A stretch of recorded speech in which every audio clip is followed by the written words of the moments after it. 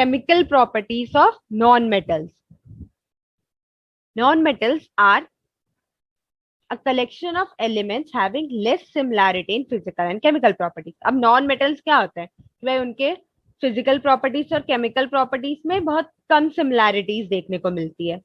Non metals are also called electronegative elements. अब non metals को electronegative elements भी बोलते हैं.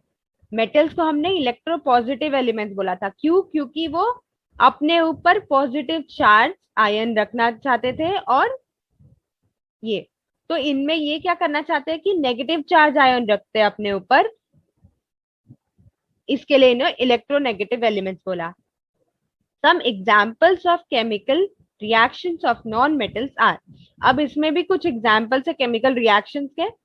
पहला, reaction of non metal with oxygen, reaction of non metal with water, reaction of dilute acid with non metal, reaction of non metal with hydrogen. पहले oxygen के साथ reaction देखते हैं हम.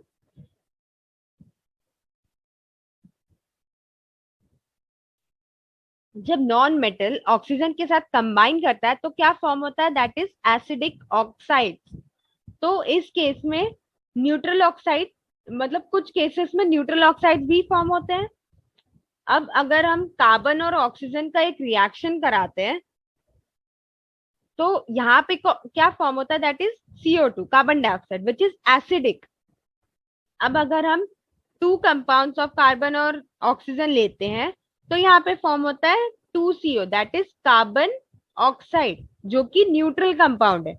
देन अगर हम सल्फर और ऑक्सीजन का रिएक्शन करा रहे हैं तो सल्फर ऑक्साइड फॉर्म हो रहा है.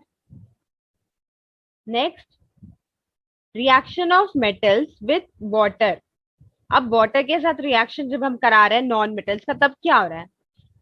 जनरली नॉन मेटल्स रिएक्ट ही नहीं करते वाटर के साथ, सिर्फ एक करता है जो है हैलोजन ग्रुप. एक्सेप्शन है यहाँ पे भी, हैलोजन ग्रुप करता है.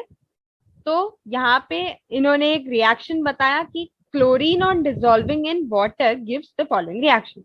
अब क्लोरीन को इन्होंने वाटर के अंदर डिसॉल्व किया तो एक रिएक्शन आया, वो है हाइड्रोक्साइड क्लोरीन प्लस HCl, मतलब HOCl और HCl फॉर्म हुआ. Next is reaction of dilute acid with non metal. अब डाइल्यूट एसिड के साथ नॉन मेटल का रिएक्शन किया तो क्या फॉर्म हुआ? Non metals do not react with dilute acid. अब इसमें भी नॉन मेटल जो होते हैं ना, वो डाइल्यूट एसिड के साथ रिएक्ट नहीं करते, सिर्फ एक है जो हैलोजन ग्रुप का, सिर्फ वही रिएक्ट करता है. तो इसमें क्या किया इन्होंने? क्लोरीन को रिएक्ट कराया डाइल्यूट हाइड्रोब्रोमिक एसिड के साथ, और क्या फॉर्म हुआ?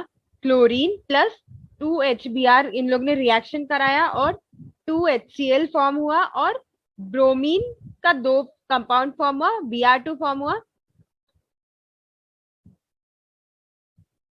Next, reaction of non metals with hydrogen. अब हाइड्रोजन के साथ जब नॉन मेटल रिएक्ट करेगा तो क्या फॉर्म होगा?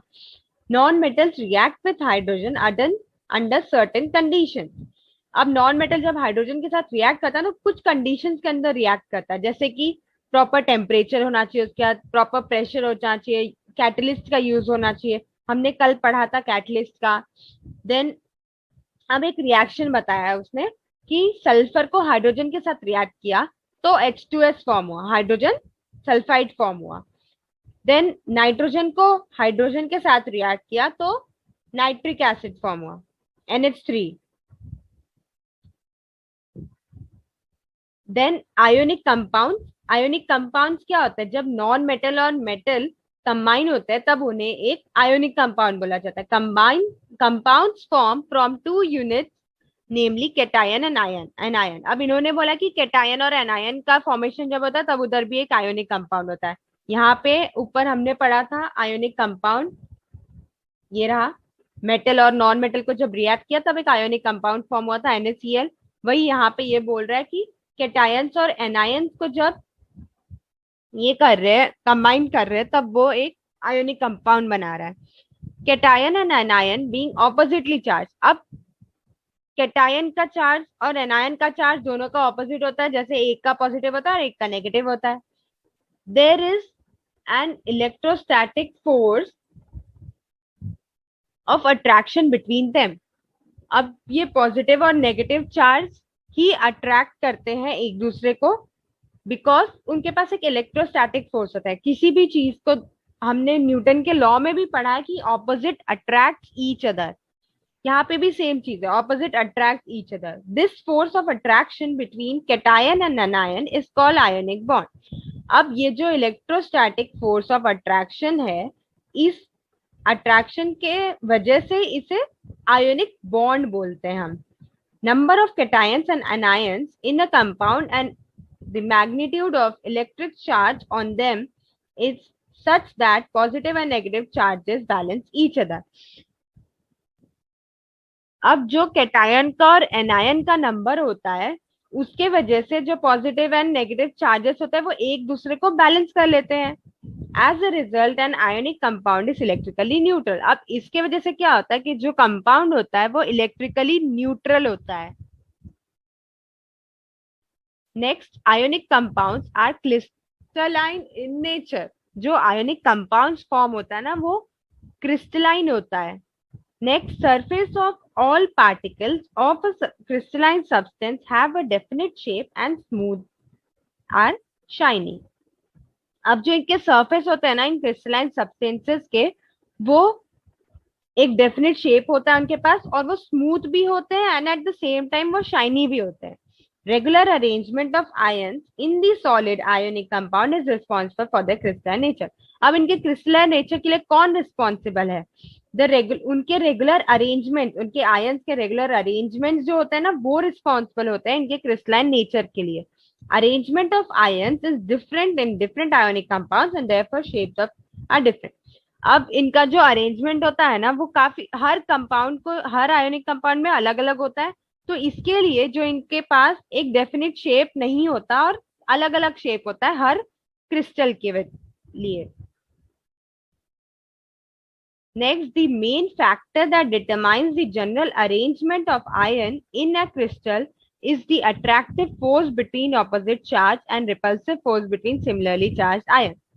अब इनके बीच जो एक क्रिस्टल के अट्रैक्टिव फोर्स के लिए जो रिस्पॉन्सिबल होता है, वो उनका नेचर रिस्पॉन्सिबल होता है कि हाँ वो कैसे अट्रैक्ट कर पा रहे एक दूसरे को विथ ऑपोजिट चार्जेस, और कैसे वो फोर्स उनके बीच का, ये सब रिस्पॉन्सिबल होता है उनके क्रिस्टलाइन के लिए, अरेंजमेंट ऑफ आयंस के।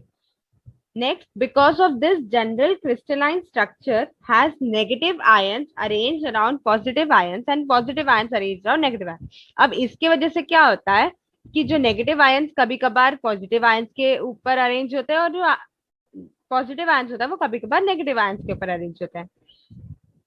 Two of the important factors responsible for a certain crystal structure are as follows.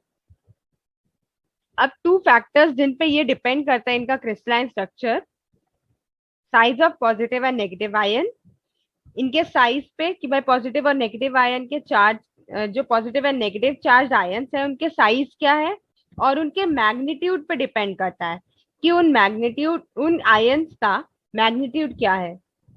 Next is electrostatic attraction in the neighboring ions with opposite charges is very strong. अब जो electrostatic arrangement attraction होता है ना इन दोनों के बीच, वो काफी strong होता है। दैट इज वाई जो मेल्टिंग पॉइंट होता है आयंस का, वो काफी ज्यादा हाई होता है, और ये आयोनिक कंपाउंड्स जो होते हैं वो हार्ड बन जाते हैं and brittle. Next is properties of ionic compound. अब अगर हम इन आयोनिक कंपाउंड्स की प्रॉपर्टीज की बात करते हैं, तो attractive force between the positive and negative ions is strong. अब इनके बीच जो पॉजिटिव और नेगेटिव आयंस है उनके बीच जो अट्रैक्टिव फोर्स होता है वो काफी स्ट्रॉन्ग होता है। देयरफॉर ये ionic compounds exist in solid state and are hard. तो इसी इनके अट्रैक्शन जो स्ट्रॉन्ग होते हैं इनके बीच में, इसी वजह से जो आयोनिक कंपाउंड्स होते हैं वो सॉलिड स्टेट में मिलते हैं और हार्ड होते हैं काफी। Ionic compounds are brittle and can be broken into pieces by applying pressure. अब ये जो कंपाउंड्स होते हैं वो काफी ब्रिटल होते हैं, और हम उस पर प्रेशर डालें तो फिर वो टूट भी सकते हैं जल्दी। Intermolecular force of attraction is high. अब इनके बीच जो इंटरमोलिकुलर फोर्स होती है वो काफी हाई होती है, एंड और इनको ज्यादा एनर्जी चाहिए होता है ताकि वो उसे वापस ओवरकम कर सके। देयरफॉर जो उनकी मेल्टिंग और बॉइलिंग पॉइंट होती है ना, वो भी काफी ज्यादा हाई होती है। मतलब इस लाइन में सिर्फ ये ज्यादा इंपॉर्टेंट है कि जो इनकी मेल्टिंग और बॉइलिंग पॉइंट होती है वो हाई होती है। देन आयोनिक कंपाउंड्स जो होते हैं वो वाटर सोल्यूबल कंपाउंड्स होते हैं। This is because the water molecules orient in a particular manner around the ion separated by dissociated process.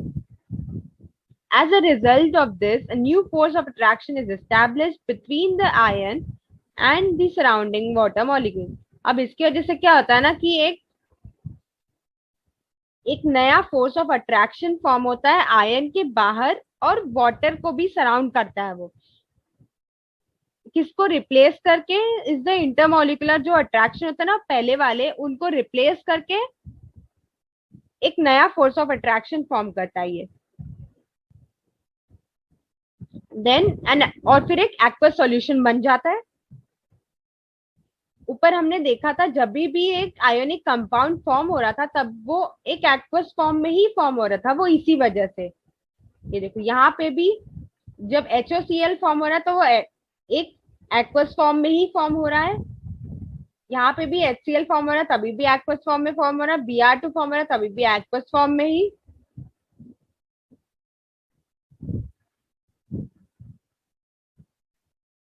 Next, ionic compounds are however insoluble in solvents like kerosene and petrol.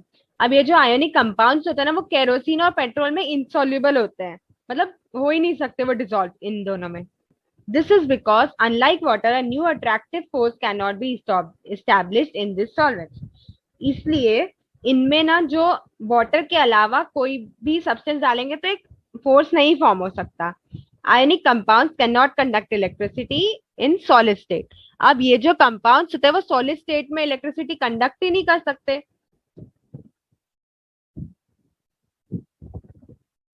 पर जब वो fused या फिर मॉल्टन state में होते हैं तो वो इलेक्ट्रिसिटी कंडक्ट कर सकते हैं। As this state the ion are mobile, क्योंकि इन स्टेट में आयंस जो होते हैं वो मोबाइल होते हैं, इजीली मूव कर सकते हैं। और एक्वस फॉर्म में भी compounds conduct electricity as they conduct, और एक्वस फॉर्म में भी ये कंडक्ट कर सकते हैं इलेक्ट्रिसिटी।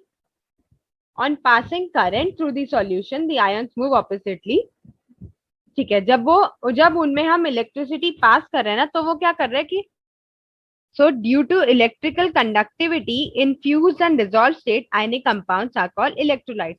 तो अब इनकी इलेक्ट्रिकल कंडक्टिविटी की वजह से हम इन्हें इलेक्ट्रोलाइट्स बोलते हैं।